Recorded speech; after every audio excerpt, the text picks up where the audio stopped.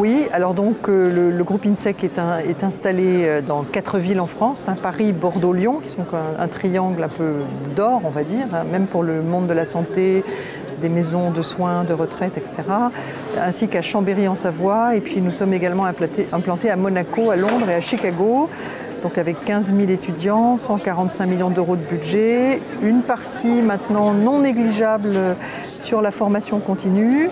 Et le début de l'aventure est effectivement lié au rachat d'une société qui est née il y a une quinzaine d'années autour d'un projet né au Plaza Athénée qui voulait travailler la relation client, je dirais, de la femme de chambre au patron, hein, du Plaza.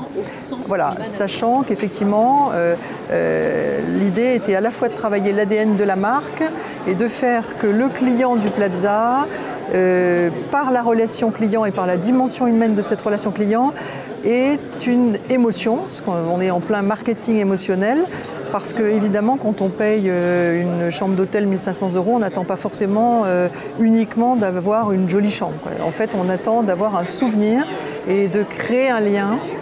Donc cette société s'appelle Luxury Attitude.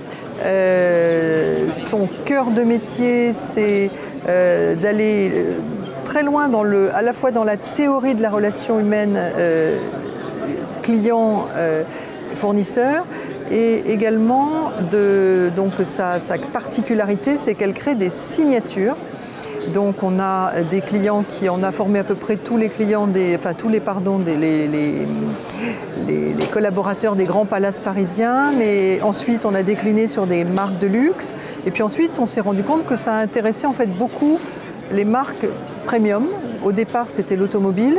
Et aujourd'hui, c'est l'optique, c'est Nespresso au départ. Aujourd'hui, c'est Chris, Air France, Thalys. Donc des marques qui ont besoin effectivement, comme vous dites, de réenchanter la relation client et de faire surtout comprendre à leurs collaborateurs que le client n'est pas quelqu'un qui les ennuie, etc. Qu'il y a par exemple une signature qui s'appelle le don, la dette, qui est tout simplement d'expliquer à un collaborateur qui est dans un retail qu'un client qui rentre dans une boutique, c'est déjà un grand geste pour la boutique, il y a quelque chose à rendre au client.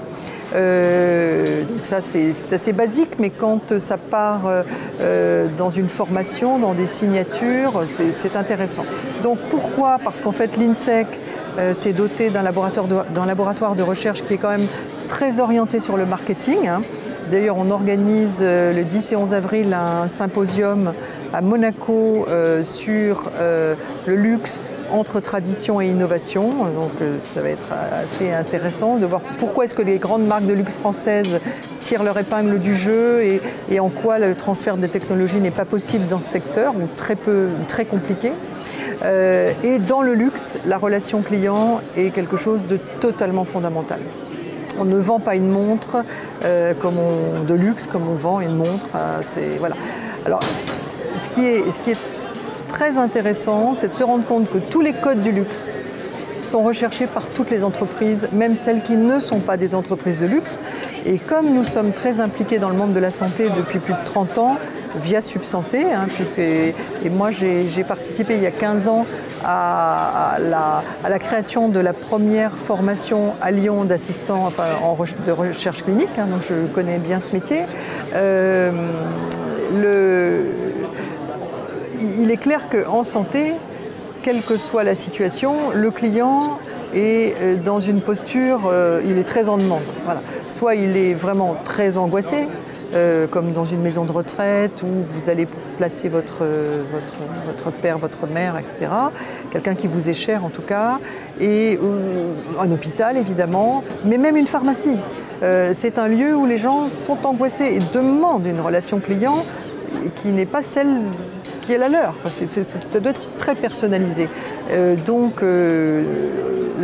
notre idée, dans INSEC Santé, d'introduire je dirais les codes et les signatures et d'essayer de pénétrer le marché, alors peut-être plus des établissements de soins et des établissements de santé, des distributeurs qu'au départ de l'industrie pharmaceutique, c'est plutôt du B2C, hein, évidemment, mais ce qu'il faut bien comprendre, c'est que le sujet, en termes de formation, là, c'est quelque chose de totalement intra-entreprise. On ne fera jamais un stage où on mélangera... Non. Alors, vous avez parlé du digital, donc le standard, comme là aujourd'hui, par exemple pour Air France, quand on forme le personnel des cabines éco, on est sur plusieurs milliers de personnes. Donc là, on a eu une demande, donc on a remporté un marché pour avoir toute la partie, je dirais, un petit peu corps de la formation.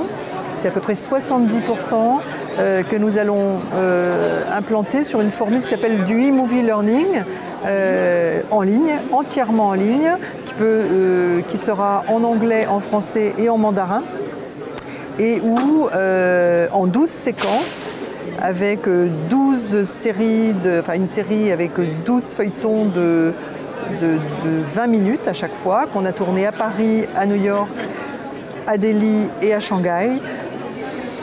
Quelqu'un qui veut travailler dans le luxe et qui ne comprend pas les relations clients dans le luxe va décoder ce monde et va pouvoir se présenter devant un employeur en disant « ça y est, je suis employable, je peux travailler pour vous ». Voilà. Et les 30% restants seront, pour peut-être plus les managers, des formations in situ que nous ferons avec nos formateurs et qui permettront de rentrer dans l'univers de l'entreprise elle-même pour les gens qui sont formés. Voilà. Et c'est vrai qu'en santé, il me semble qu'il y a beaucoup de choses à faire dans ce... Digital, santé, relations clients. Bah déjà, digital, relations clients, je viens d'en parler. Est-ce que si on devait travailler de façon durable avec le secteur de la santé, je pense que le produit que je viens de vous décrire, donc qui s'appelle la Luxury Attitude Academy, que nous allons également décliner dans le secteur du vin, puisqu'on est en train de travailler sur la Wine Academy, avec des partenaires du secteur vin et spiritueux, qui ont aussi besoin de relations clients, mais là beaucoup internationales, dans les domaines de la commercialisation notamment. Je pense qu'il faudrait faire un produit spécifique où les personnes, les héros de la série, on va dire, voudraient travailler dans ce secteur. Et donc il y a aussi des codes du secteur à identifier, mais la plateforme technique, je dirais tout l'ingénierie pédagogique, du tutoring, du coaching, etc., serait là. Il y a une autre originalité qui, je pense, est intéressante dans ce produit, et notamment pour la santé, c'est qu'il y a une espèce de mythique, si vous voulez, une communauté, une web community qui est intégrée dans la plateforme, où finalement les participants, tous les apprenants, avec leurs tuteurs, peuvent interchanger, interagir, se rencontrer par webcam, travailler ensemble.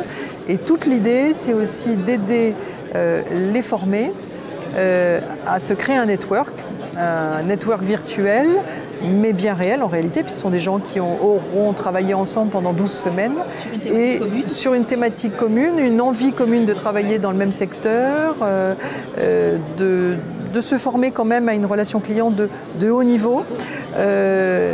Et pour conclure, je dirais que ce qui est important, je vais prendre par exemple l'exemple des sources de Caudalie, qui est donc cet hôtel auprès de Bordeaux, avec qui on travaille depuis l'origine, ou le Métropole à Monaco, c'est pareil. Souvent, quand vous travaillez beaucoup avec votre personnel sur l'excellence de la relation client et que vous lui faites redécouvrir à quel point c'est agréable de nouer une relation client d'excellence, eh bien, vous réglez une partie aussi des ressources humaines, enfin des problématiques RH de votre établissement. Et comme je pense que la santé est un lieu de service avant tout, la relation client est forcément au cœur du marketing serviciel et de l'excellence. C'est totalement compatible. Enfin, quand on voit, et puis ce sera encore plus compatible, c'est une banalité de le dire, avec les générations qui arrivent.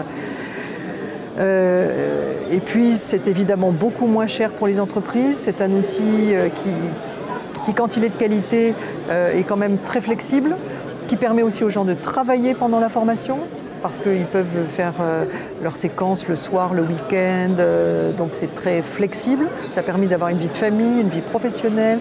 C'est moins cher pour l'employeur. Donc il y a beaucoup de choses qui je pense, les gens travailleront à leur rythme.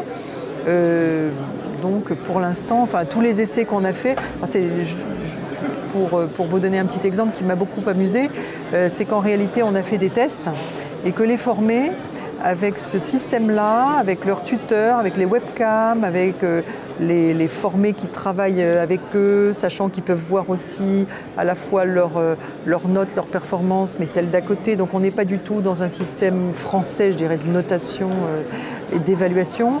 Et finalement, les formés trouvent qu'ils ont eu plus de proximité et qu'ils ont été plus coachés avec ce système que quand ils étaient en salle. Ouais.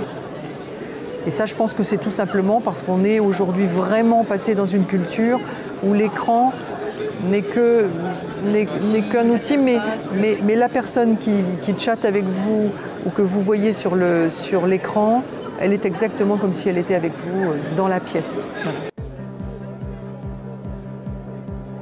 Je ne pense pas, puisque les fondateurs de Luxury Attitude sont 2 hommes.